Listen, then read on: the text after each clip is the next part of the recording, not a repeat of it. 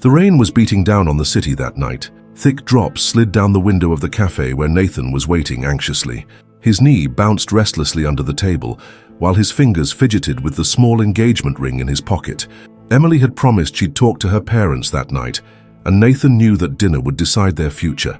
At that moment, the door swung open with a dull thud, and Emily walked in, her hair damp and her expression dark. Nathan stood up immediately, pulling out a chair for her, but she didn't sit. She glanced around as if searching for courage in the worn-out walls of the cafe, then murmured, her voice thick with emotion, "We need to talk." Those three simple words made Nathan's chest tighten. He took her hand, feeling how cold and shaky it was. What happened? They didn't approve. Emily let out a laugh, but there was no joy in it. Her throat clenched as she recalled her father's cruel words. "It's not just that they didn't approve, Nathan. They gave me an ultimatum. Either I leave you or I'm no longer their daughter." The silence between them was so heavy that even the cafe's background chatter couldn't fill it. Nathan looked away, swallowing hard. He knew Emily's parents had never liked him. A mere delivery guy, someone who got his hands dirty to make a living, would never be worthy of their daughter. But hearing it from her lips hit differently. It was a direct punch to the gut. They really said that. His voice came out weaker than he intended. Word for word. Emily let out a shaky laugh. "My mum said I'm young and I'll regret it. That love doesn't pay the bills, that one day I'll understand. My dad," she took a deep breath, pain written all over her face. "He said that if I stay with you, I should never set foot in that house again." Nathan closed his eyes for a moment, trying to tame the anger burning inside him. It wasn't the first time he'd felt small around her family, but now it was different. It wasn't just about him, it was about them. "What do you want to do?" he asked, his voice rough. Emily looked at him. There were tears in her eyes, but there was something stronger too, determination. "I'm not leaving you, Nathan. I'd rather lose everything than live without you." His eyes widened. He knew Emily loved him, but he never expected her to be willing to give up everything for him. "Emily, are you sure?" "I am." She took a deep breath. "But I need to know. Would you still stay with me if all we had was each other? No money, no house, nothing." Nathan cupped her face in his hands, his thumbs wiping away her tears. "I never wanted anything but you. It's always been just you." Emily's face twisted in both relief and pain. She nodded, and in that moment, she knew her decision was made. There was no turning back. Their future wouldn't be easy. The road ahead was uncertain. But one thing was clear. They would face it together. The night was cold and silent when Emily closed the door to her house for the last time. Her heart pounded in her chest, and her hands trembled as she tightened her grip on the backpack strap. She could hear Nathan's unsteady breathing beside her, his eyes scanning the empty street like he expected her parents to come running after them at any moment. "You sure?" Nathan whispered, squeezing her hand. She nodded without hesitation. There was no going back. The two of them ran to Nathan's old car, parked a few blocks away. The engine sputtered on the first try, and Emily held her breath. For a second, fear crept in. Was this a sign? But then the car roared to life, and Nathan hit the gas, leaving behind everything she had ever known, the luxury, the security, and the family that would consider her dead from that moment on. The apartment was small, too small. A mattress on the floor, a few dishes in the sink, the smell of fresh paint mixed with dust. It was here that they would start over. Nathan held the keys in his hand, looking around the place with a mix of exhaustion and hope. "It's not much," he started, rubbing the back of his neck. Emily cut him off, slipping her arms around his waist. "It's ours," he smiled, pulling her close. But the romance was quickly crushed by the harsh reality of starting over. Money was stretched to the last penny. Nathan worked double shifts, delivering packages during the day and studying engineering at night. Emily got a job as a receptionist at a design firm, spending her days watching the architects and designers work, dreaming of the day she'd be on the other side of that desk. The bills piled up faster than they could pay them. Romantic dinners turned into instant noodles and bread with butter. Some nights Nathan came home so exhausted he could barely take off his shoes before collapsing onto the mattress. Emily saw the dark circles under his eyes deepen, the frustration growing in them. "I can't watch you like this anymore, Nathan. You're killing yourself." He let out a tired laugh, running his hands through his messy hair. "And you think I'm just gonna quit now? We ran away, Emily. If I don't make this work, then what was the point of leaving? Because we love each other." She knelt in front of him. taking his rough, warm hands in hers. "And because we believe in each other, that has to be enough." Nathan took a deep breath, letting her gaze hold him up. Emily had always been his strength. If she believed, then he had to believe too. But love, no matter how strong, couldn't erase the weight of real life. On a cold winter night, Emily came home later than usual. The office had demanded extra hours, and her body was screaming for rest. When she stepped into the tiny apartment, she found Nathan in the kitchen, his fists clenched on the table, a crumpled piece of paper in front of him. "What happened?" He didn't answer right away, his eyes locked on the page. "I failed." Emily stepped closer and picked up the paper. Her heart tightened as she read, "Failed, advanced calculus." Nathan let out a bitter laugh. "I worked so hard, studied every single night, and in the end, this." Emily bit her lip. She knew how much this meant to him. Nathan had always been afraid of not being enough, and that paper felt like a cruel confirmation of everything people had ever said about him. She cupped his face in her hands. "You didn't fail." "No? Then what do you call this?"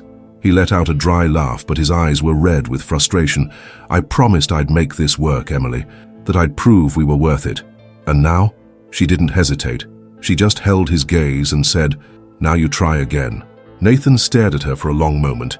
Then, slowly, he let out a breath and rested his forehead against hers. "I love you so much." "I know." And in that moment, Emily knew that even on the worst days, they'd keep going, because giving up on each other was never an option. Thanks for watching. If you're enjoying the story, don't forget to like the video, subscribe to the channel, and turn on notifications so you don't miss the next episodes. The city never slept, but that night, to Nathan, it felt even more ruthless. The biting cold cut through his worn-out jacket as he pedaled down the empty avenue, weaving between cars that barely noticed him. The delivery bag weighed on his back, but not as much as the exhaustion settling in his bones. The clock read 11:47 p.m. when he finally stopped in front of a luxury building. He grabbed the bag and climbed the steps to the front desk. "Name on the order?" the security guard asked, without even looking up. "David Lancaster, apartment 1804. The man sighed and pressed the intercom. "There's a delivery guy here for you, sir." An impatient voice answered from the other end. "He can wait. I'm busy." Nathan clenched his jaw. He was already late for his structural engineering night class, and standing there wasting time only made the frustration worse. The seconds dragged until, finally, permission was granted for him to go up.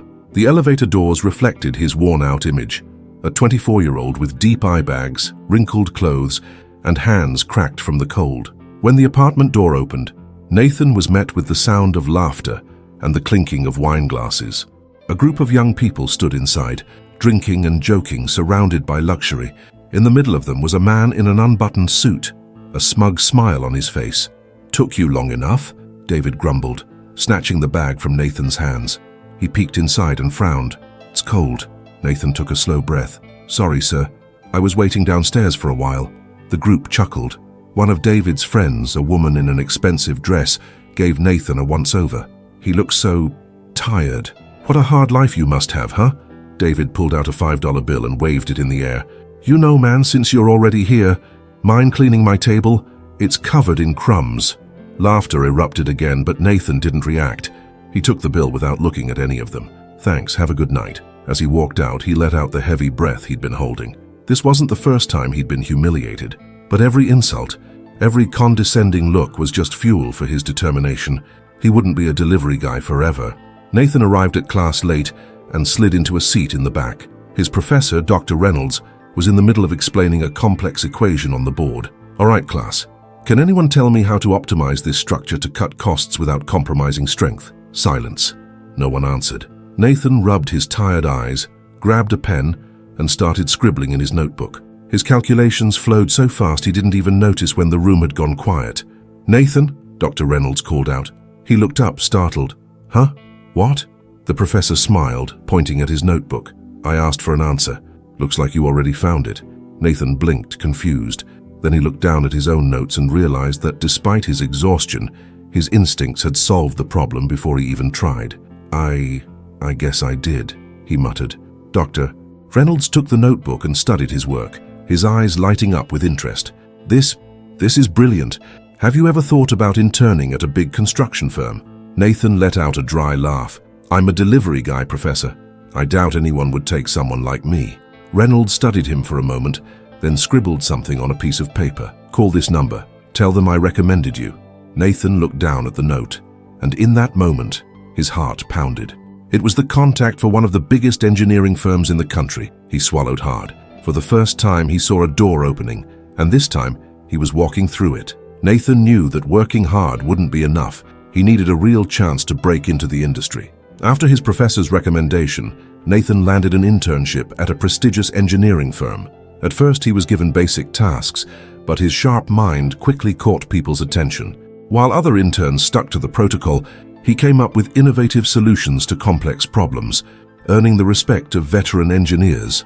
One night, after fixing a critical error in a project, the company's director took notice of his talent and decided to give him a bigger opportunity. That was when everything started to change for him. Meanwhile, at home, Emily sat at their small kitchen counter, a pencil between her fingers and a pile of scribbled papers in front of her. Her gaze was fixed on a folded piece of fabric on the table, a simple beige linen, nothing fancy, but to her it was something much bigger. "What are you staring at?" Nathan asked, pulling off his jacket after another exhausting shift. She looked up at him, determination shining in her eyes. "Can you imagine this fabric turning into something extraordinary?" Nathan stepped closer, picked up the cloth, and rubbed it between his fingers. To him it was just a plain piece of fabric, but he knew that look in Emily's eyes. "You're up to something." She smiled, grabbing a pencil and starting to sketch on paper. "I've always loved design, always wanted to create, but I never had the courage to start. Now I think I have nothing left to lose." Nathan glanced at the lines forming on the paper. It was a dress sketch, elegant, sophisticated, unlike anything he'd ever seen. "This is amazing, Emily." "Not yet." She met his eyes, a fire burning in them. "But it will be." Over the next few weeks, Emily threw herself into learning. During the day, she kept working as a receptionist at the design firm. But at night, while Nathan studied engineering, she stayed up sewing, testing cuts, making mistakes, and starting over. With what little money they had, she bought cheap fabrics and a second-hand sewing machine. At first, the results were frustrating. The stitches were crooked. The fabrics didn't fit together the way she envisioned.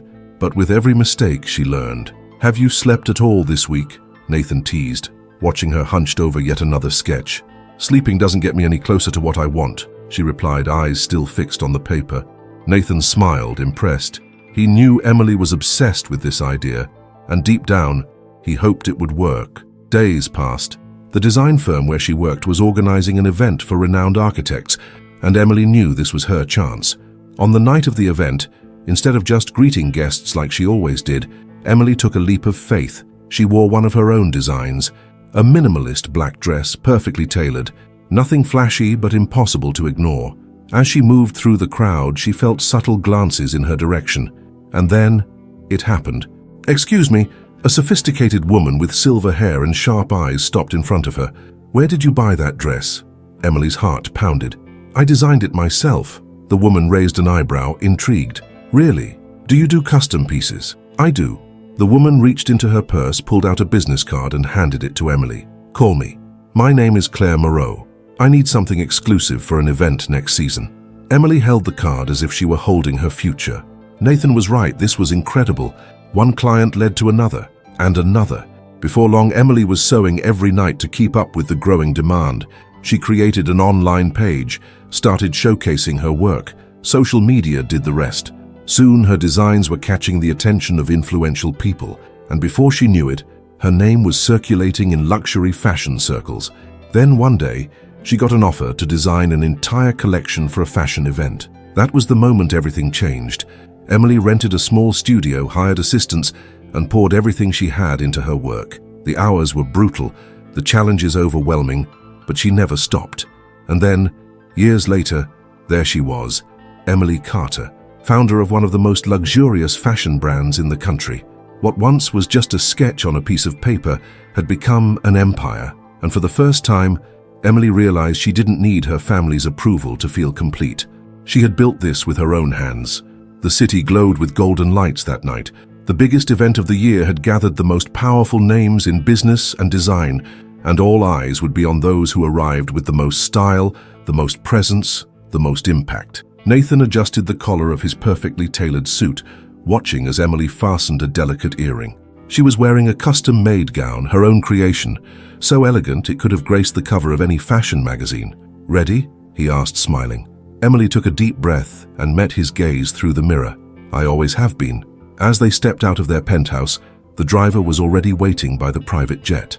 Emily let her fingers trail down Nathan's arm as she climbed aboard. It had been years since she left her old life behind. But that night, a ghost from the past was waiting for them. The red carpet stretched across the entrance of the grand event hall. Journalists crowded together, cameras flashing like falling stars. "Nathan Carter and Emily Carter," the event host announced, and a murmur rippled through the crowd. They stepped out of the luxury car with the confidence of people who knew exactly where they belonged and what they had built. Nathan adjusted the cufflinks on his jacket and shot a subtle glance at Emily, who gave him a small, knowing smile. "This is what we worked so hard for," she whispered. Nathan laced his fingers with hers and gave a slight nod. And then, everything froze. In the middle of the crowd, a familiar gaze, a gaze that, for years, had been filled with nothing but judgment and disdain. Emily's parents were there. Mrs. Montgomery looked stunning, as always, her gown flawless, her hair in a perfect updo. But her face was stiff, her eyes wide with shock. Mr. Montgomery, dressed in a navy blue suit, gripped a glass of whiskey, but his fingers were tense around the glass. Both of them were frozen. Emily felt her heart pick up speed, but her expression remained steady. The years had taught her that she no longer needed anyone's approval, not even her family's. Nathan saw them too. His jaw tightened, but he kept his composure. He was no longer a delivery boy being turned away from their house. Now he was one of the most influential figures in national engineering.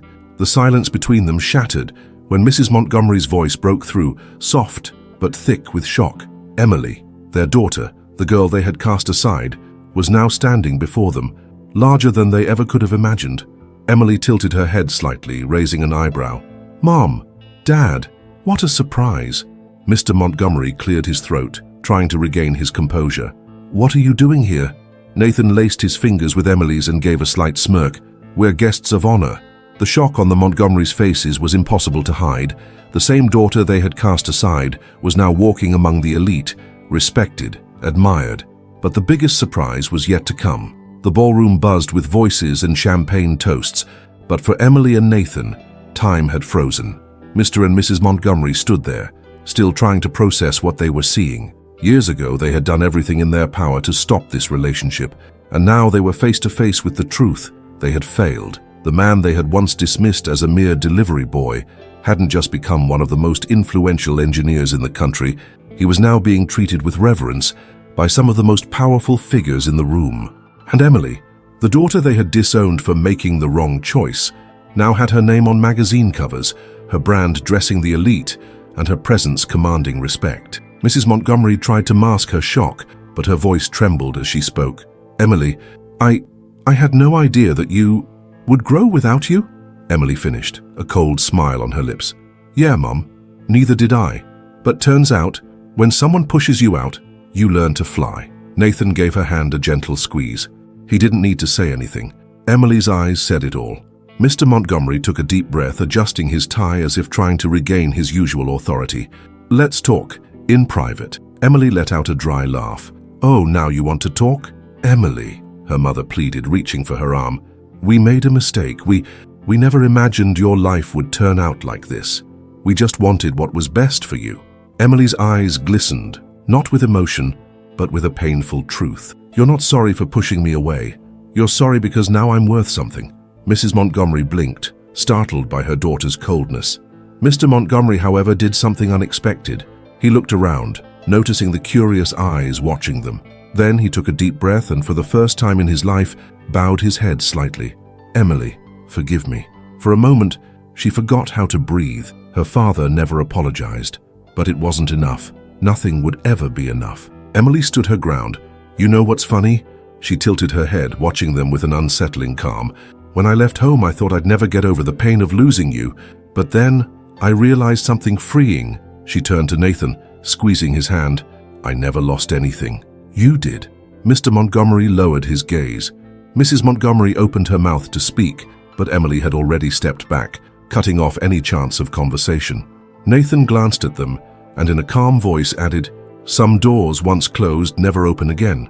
Emily smiled at him, and together, without looking back, they walked toward the center of the event, where they were being celebrated. The Montgomerys stood frozen, watching as their daughter disappeared into the crowd of elites, and this time, they were the ones left on the outside. Emily and Nathan went on to build their empires, but more than that, they lived a full life, never looking back. They traveled the world, created groundbreaking projects, and above all stayed side by side, proving that true love doesn't need anyone's approval to thrive. And to complete their happiness, they had twins. The Montgomerys, on the other hand, felt the weight of their choices. Pride kept them from reaching out, and regret became a constant ghost. Over time, they watched their social influence fade, while Emily Carter became a name synonymous with elegance and innovation. Sure, here's the translation into informal American English. The irony? Years later, the newspapers splashed a new headline. The Montgomery house, once a symbol of tradition, has shut its doors, while the Carter brand is redefining the future of fashion and engineering. And just like that, poetic justice was served. Sometimes those who are supposed to have our backs are the first to turn their backs on us. It hurts, it stings, but it also teaches us a lesson. The true worth of a person isn't in their last name, their money, or their status, but in the guts to keep pushing forward when everyone else doubts you. Destiny has a funny way of flipping the script. Who's underestimated today might be admired tomorrow. Someone who was once rejected can become untouchable. In the end, it's not about proving anything to anyone. It's about growing to the point where you no longer need validation. Because real success isn't about revenge, it's about freedom. If this story kept you hooked till the end, don't forget to hit that like button and subscribe for more content like this. And let me know in the comments where you're watching from. I'd love to hear from you.